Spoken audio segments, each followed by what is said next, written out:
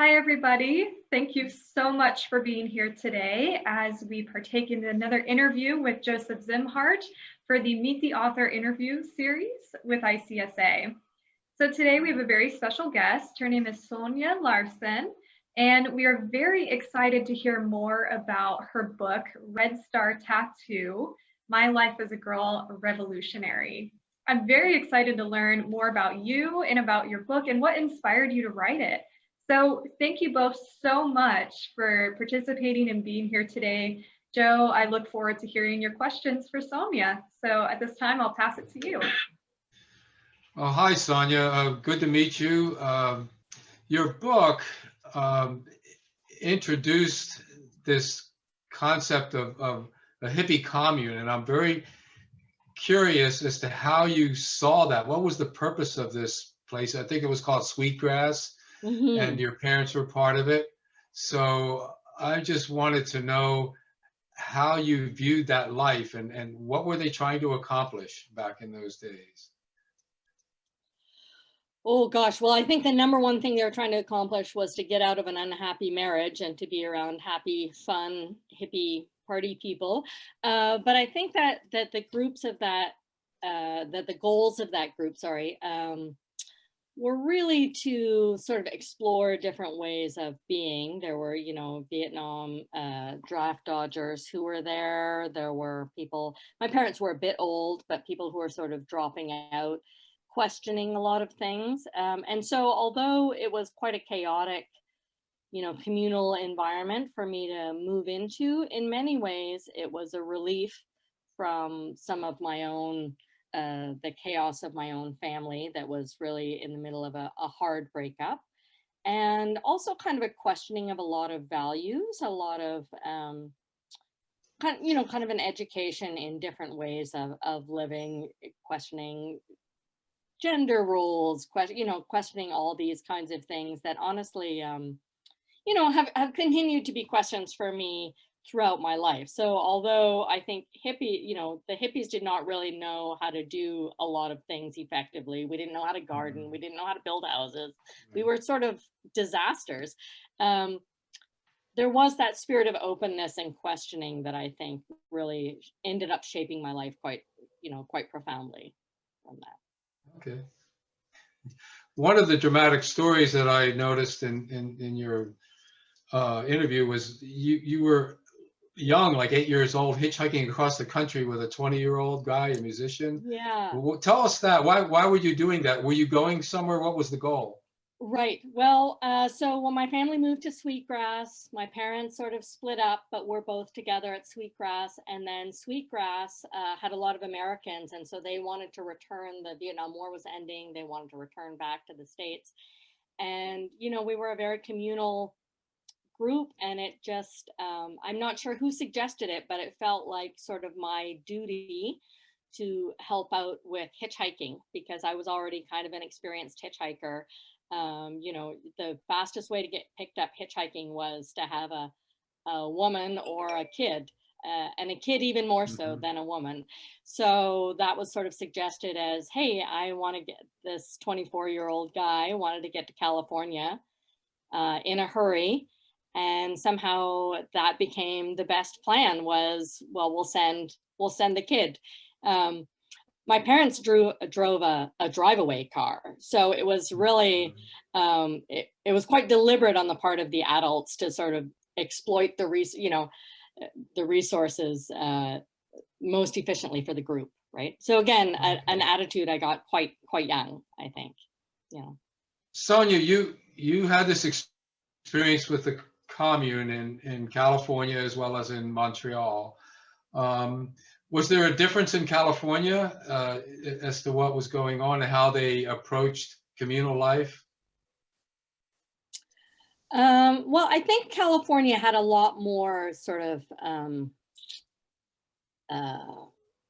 ambition to it, that we were going to start a large farm. We were going to, it was a little bit more of an ambitious project, but that fell apart fairly quickly within about a year. And then my mother, who had always been involved in social justice, became involved in a social justice organization in Reading that was the the front or the front door really to this other organization that I ended up involved in.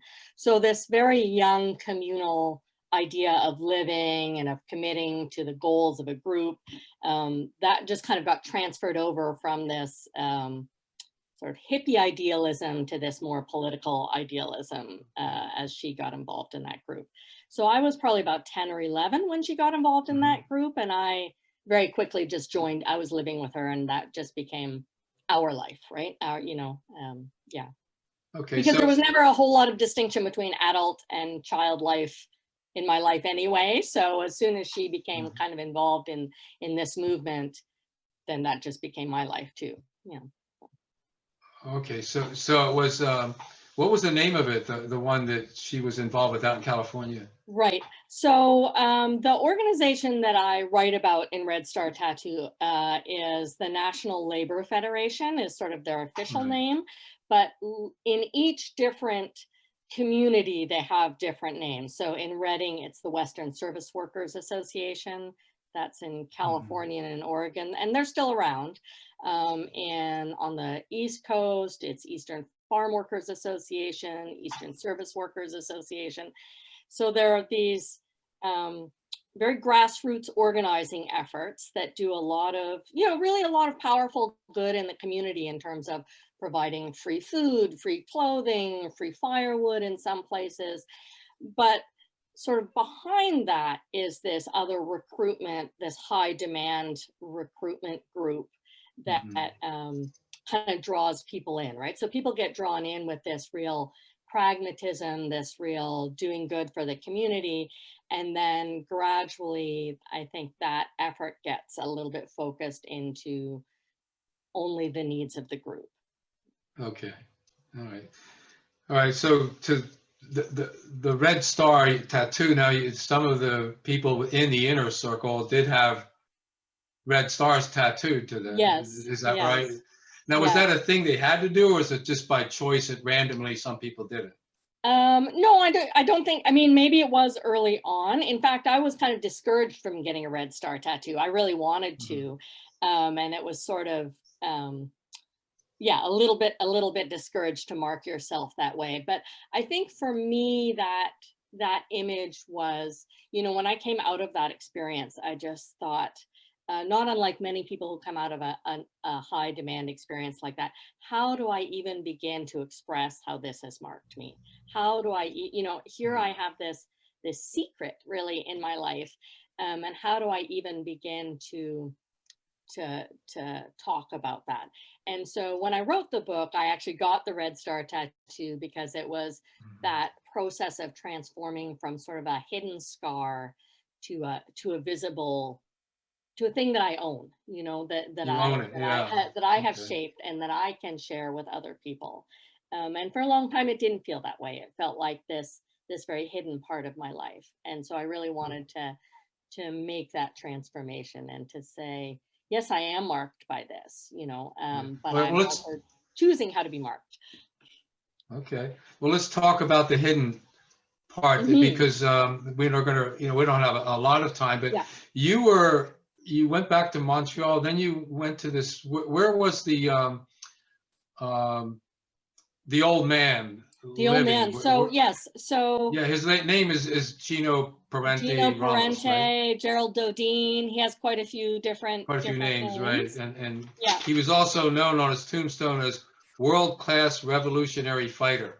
That's right. All this other stuff down there. Yeah. That's right. That's right. Yeah, I suspect he wrote his own tomb. I don't know how he managed to do that, but if anybody could, it would be him. I met him in New York. So when I rejoined the organization after leaving for a little bit at 16, I was quite devastated. I'd suffered a personal loss, and I was really, as so many people when they join a high demand group, just craving that meaning, craving that purpose, craving that real sense of direction. I wanted that discipline. I mean, all of that, being told where to go, what to do, when to eat, part of me yearned for that because I was a kid who had grown up without that. So part of me knew, oh my goodness, I'm not going to make it through this crisis if somebody doesn't tell me what to do. And the old man, you know, scoop that right up, as so often those charismatic leaders do, and really exploited all of that yearning, all of that youth, all of that idealism and that pain that I had. And within a year of being there, I was his, you know, one of his personal assistants. I was being called to, you know, perform sexual favors for him. You know, I was just right in there. And I felt lucky to be there. You know, I Mhm. felt, I mean, that was his power, was that I really felt special. And Mhm. then when I stopped feeling special, because he was a voracious guy, and when I started to, you know, add up all the other women that were in the same position as I was, um, I had some tough choices to make, you know, not just about Yeah. ideology, but about my own personal safety, my own personal identity, you know. Yeah. So, yeah. So what did you learn about him? Was he all that connected to communism worldwide, or was he just like a little cult thing on his own? What was He going was on a, with him? I think he was an absolute fraud from start to finish. I don't think Okay. he was connected at all. I think sometimes, you know, I have curiosity about him, of course. Sometimes I wonder, did he ever really believe any of that? Did he get, you Mhm. know, start to believe it and then get caught up in all the power and all the possibilities that it offered him? You know, I don't know. I really thought about trying to write a book that would answer those questions. And then I thought, oh, Mhm. I gave that man too much of my life already. I'm not going to give him this Yeah. process too, you know. But I am deeply curious about what drives a person to do that and to exploit, you know, because he didn't just cause harm to the individuals who were in that movement and who are in that movement now. Um, that really takes away from the energy and the love that people have to give to trying to make the world a better place. You know, when people really get robbed of that, they don't just get robbed of their life, they get robbed of that desire that they had to give to the world, you know. Well, they got robbed of trust because they A trust. trusted that this guy wasn't just a Yes. legend in his own mind. He actually had power to change things. Yeah. And as it turned out, he was a legend in his own mind, you know, and That's right. Yeah. that's what happens with uh, they call them trust bandits. Yeah. Oh, I've never heard that, He but was able to steal your trust through all that time and manipulate it. yeah. So tell us about how you emerged from that. I mean, did you just break away suddenly? Did it take a year, or I mean, how did it work for you? So I was in the Brooklyn safe house. Like at one point, I don't think I went out for an entire year. Like it was a pretty intense experience, you know. I mean, we didn't go out Hmm. without permission. We didn't. We worked 16 hours a day. I slept six Wow. hours a night. You know, it was quite intense. Um, but so when I hit about 19, with the way the organization was set up was that there was supposed to be this day that the revolution was going to occur. And I don't think everyone in the organization knew this, but within this inner circle, we knew this.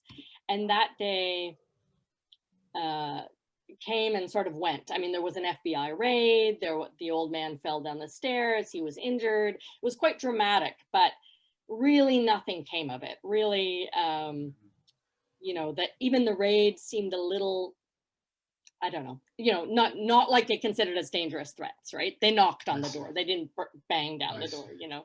Um, Yeah. so about a month after that, when I turned 19, I just thought, what am I doing here? Like I've been counting down to this specific day. I've been promised this specific thing. None of this has happened, and nobody is talking about this. We're not even having the conversation about what happened. We're just sort of Uh-huh. carrying on. And it seemed so surreal to me, um, that you know, yeah, I woke up the day after my 19th birthday and I stole as much pocket change as I could out of everybody's pockets as I could find while everyone else was asleep. And I took off to the subway station. You know, I was very, Hmm. and if I'd been caught, I think I would have been hurt. I don't think I would have been, Okay. you know, damaged permanently, but definitely people who were caught were beaten. So Yeah. I was definitely quite afraid of that. But I think I reached this point where I kept thinking, what am I leaving for? What life am I going to? And finally, I just had to say, I can't do this another day. I don't know what the Mhm. answer is, but this I can't do another day.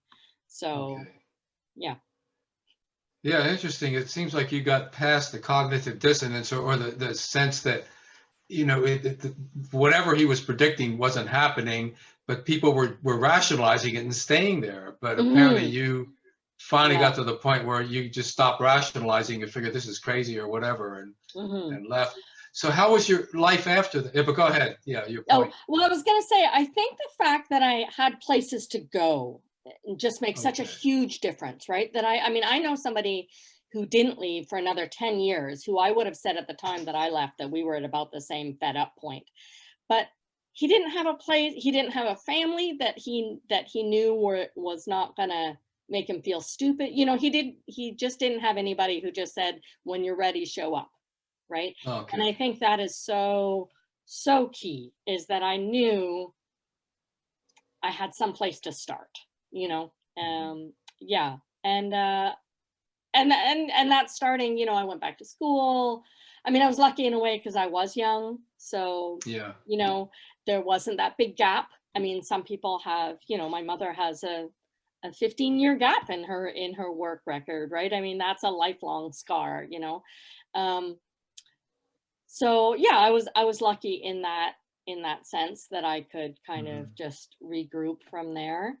um but yeah, trust bandit is such an intro. I mean, I think that Yeah. definitely played out for years for me, is that deep Interesting. sense of grief and loss of trust, for sure.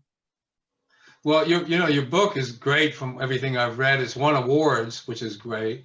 And how long did it take you to write it? Oh my goodness.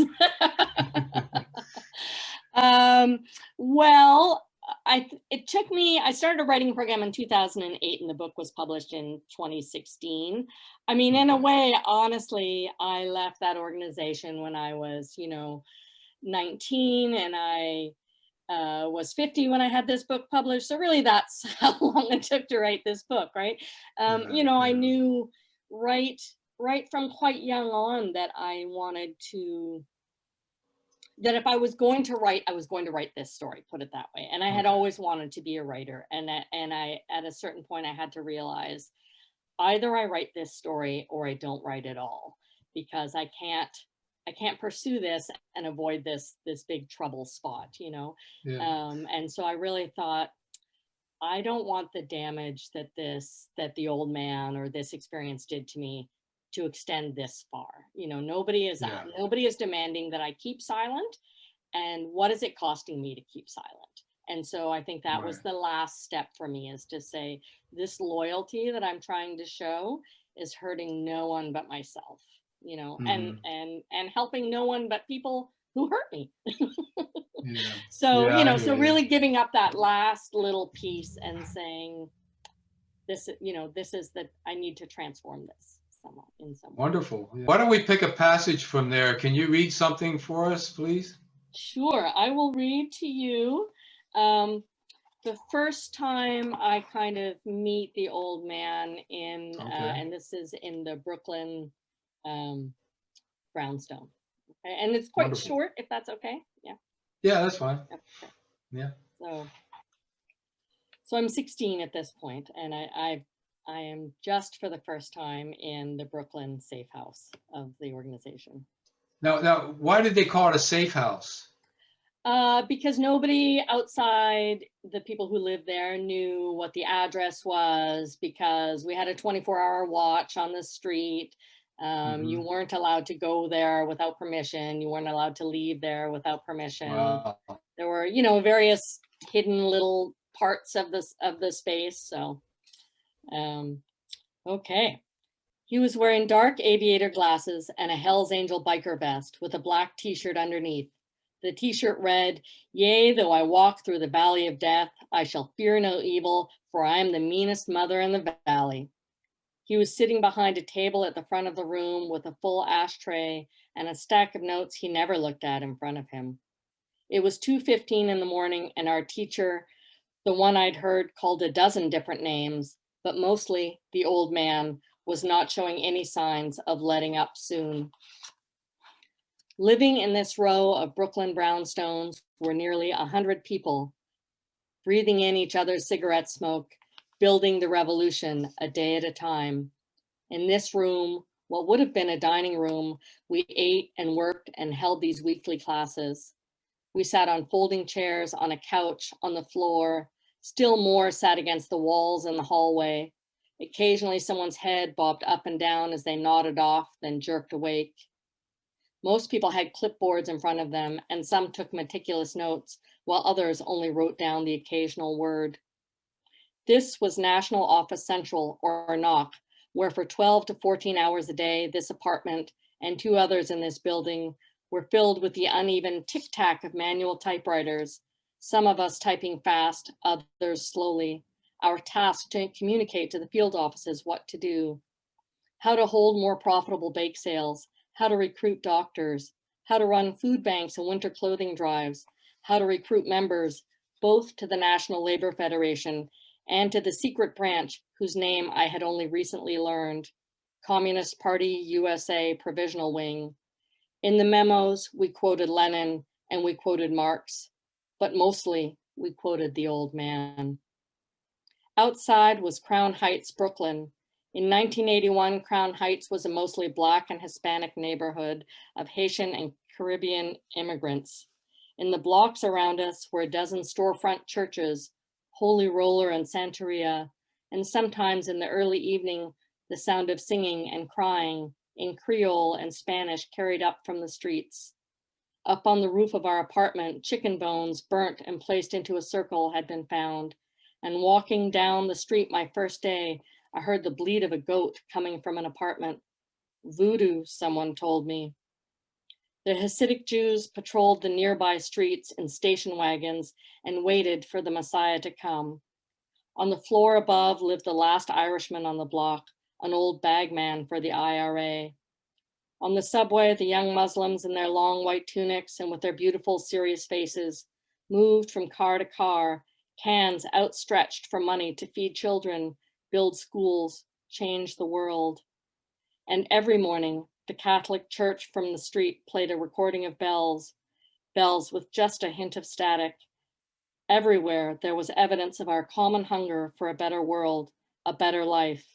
Here in this city, with its broken windows and needles in the stairways, the sound of gunshots in the distance, everywhere there was evidence that this life would not do.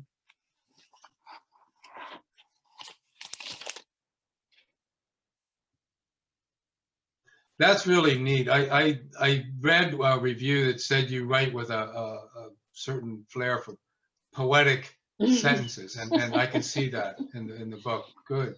Are you writing anything else? Are you still working on any more books? Yeah.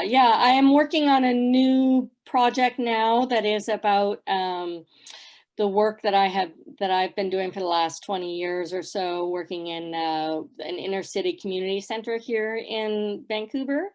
And so I think I'd hesitate to say that it's a sequel, but it obviously, for me, it draws from, it's nonfiction, and it draws from that experience of, again, that being a vulnerable kid in a community of people, and what I sort of learned from being that kid and what I have learned from being that adult, you know, because I was a kid who grew up thinking I was a grown-up my whole life. And it wasn't really until I worked with kids that I thought, oh, that's what a 12-year-old really looks like. Oh, that's what a 15-year-old really looks like.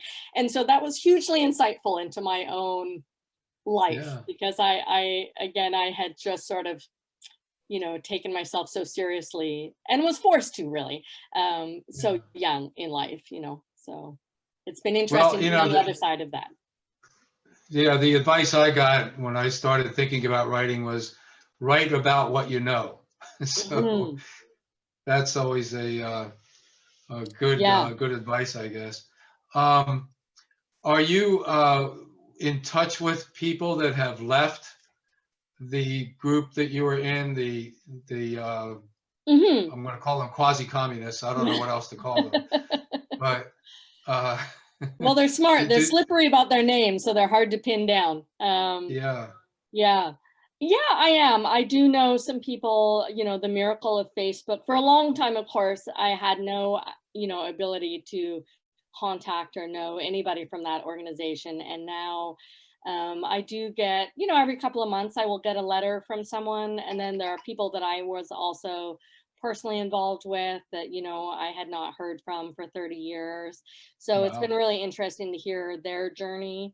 I sometimes get letters from people who are just thinking about getting involved with the organization and really want some perspective. Um, Hmm. I don't have any current information about where that group is now, but Okay. all I can say is origin stories are powerful, right? So if knowing the history can help you to understand a little bit about where the organization is right now and what it values and prioritizes and, kind of mythologizes, right? Yeah. Um, and yeah, and just asking people sort of to think about when you're trying to save the world, are you spending more time in small groups of people or really talking to people and actually engaging with community, right? And I think that's where a lot of those organizations kind of catch people, is Hmm. they think that there's one solution and there's one way to do things. And I think when you're getting isolated in something, especially something so big, that's a sign that that's not going to work. Yeah. Yeah. Yeah. It's like some people have said, when you read about the greatest thing that ever happened on earth with the greatest leader, it might be too good to be true. Well, it probably is too good to be true. So, Yeah, yeah. yeah, yeah. And also, things that are designed to um, make the world a better place start with making people feel better. And if you are getting Hmm. beaten down and destroyed in the organization that you're in, that's supposed to be making the world a better place, boy, you have to ask yourself, how is that going to translate on a bigger scale? Supposing you do get everything that you want, what does that look like? Right. So I think for me that value of the individual as a human being worthy of dignity and respect and and care, the minute that kind of gets lost, I think you really have to start asking yourself some big questions. And I Yeah. think I knew that intuitively at 19, but I think I have a much clearer sense of it now, as Hmm. an adult. um, Yeah, yeah. I just think it's fascinating and admirable that you were able to sort through that with your background, and obviously you learned something, being a young hippie in a hippie commune. It might be the school of hard knocks. I don't know, but Right. you did pick up Yes. Yes. you did Yes. pick up some valuable information. So yeah, great. Well, thank you so much for this opportunity. I really do appreciate the chance to speak to other people, especially people who, my people who have gone through some tough times. So, yeah, yeah, big love to all of you, and again, thank you for sharing this information with them. So, Thank you so much for participating.